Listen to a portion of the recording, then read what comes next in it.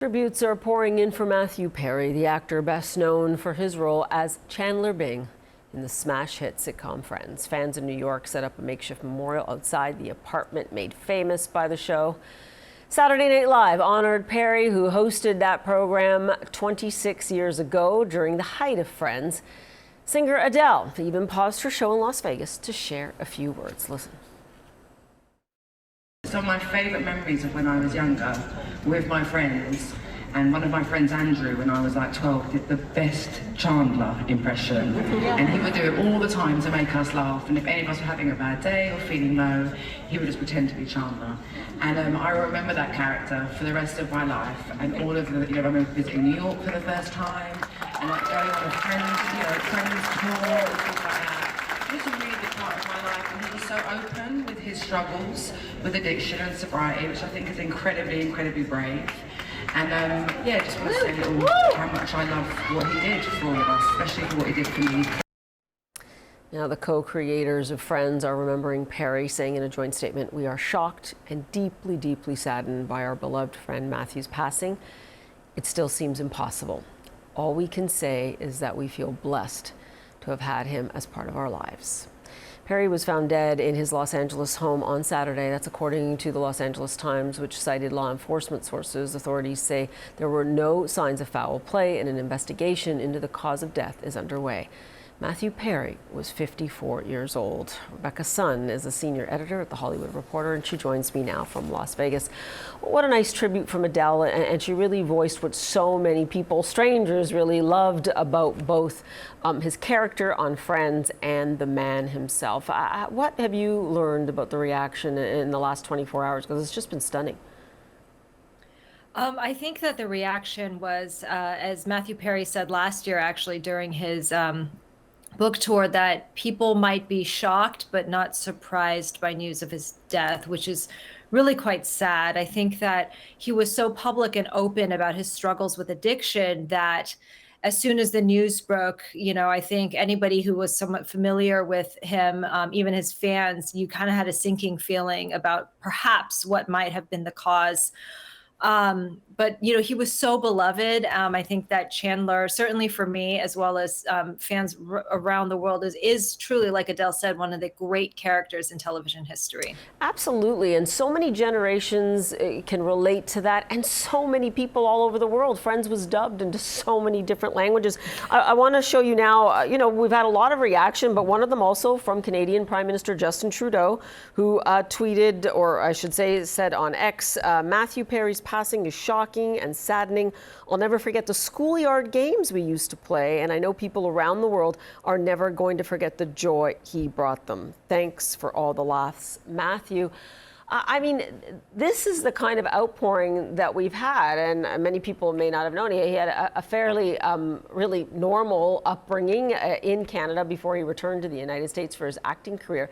What some people are wondering about, though, I have to ask you, is we haven't heard from the fellow cast members yet. Why not? I think that I imagine that as the people who were among the closest to him, certainly professionally, they probably need to take some time, for themselves to process this. I know that their reaction is what those of us who kind of only know them as the group of friends, they're the ones who are waiting for the most, but they need to emotionally process this themselves. They had an intense, unique, one-of-a-kind experience that only the six of them shared for an entire decade.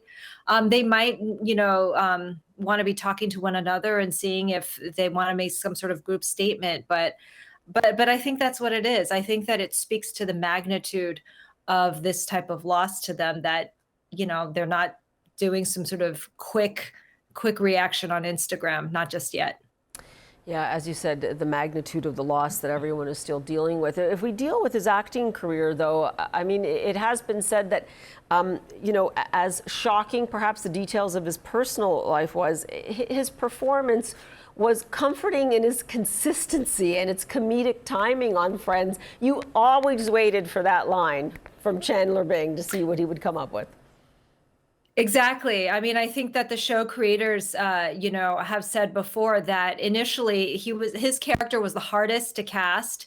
they thought, is Chandler just really badly written? You know, why is this guy so hard to cast? And as soon as Matthew Perry walked in for his audition, and Matthew said that he was the one who created that unique Chandler cadence. Could I be any more funny? You know, that icon, everybody around the world knows that. And that was what he brought to the character. And it was as a result that combination of screenwriting, dialogue, and performance, you know, created the magic of Chandler. And yeah, that's a legacy that will always live on. Yeah, and in terms of what we have to say, it is sad. He wrote it himself in his memoir, but do you believe in so doing, though, that it definitely, he kind of gave resolution to everything that happened throughout his career, right? Because he got to write about it himself in that memoir that came out about a year ago. Yeah, I mean, I think that, and it's eerie because it was almost exactly a year ago that the memoir came out, and the memoir, you know, I think maybe people were sort of expecting a typical celebrity memoir, most of it being showbiz stories, but really a lot of it is it's about his lifelong battle with addiction, and he says somewhere, and it's a quote that's going viral on social media today, that he knows that his legacy, it's going to be Friends, is going to be, you know, the first, second, and third paragraph of his obituary. But what he hoped his legacy would be to give hope to anybody who's struggling with addiction and substance abuse through sort of opening up his life. And so I am glad that he had the ability to really complete that book and to get out there and tell that story, because I think that's what he wanted to be remembered. It was for. It was certainly an act of courage from someone who we remember really for their comedy, and as you said, will be an indelible moment for all of us when we remember how he reached out to people and said, I want to help people. I want them to know they are not alone. Rebecca Sun, we have to leave it there. Thanks so much. Appreciate it.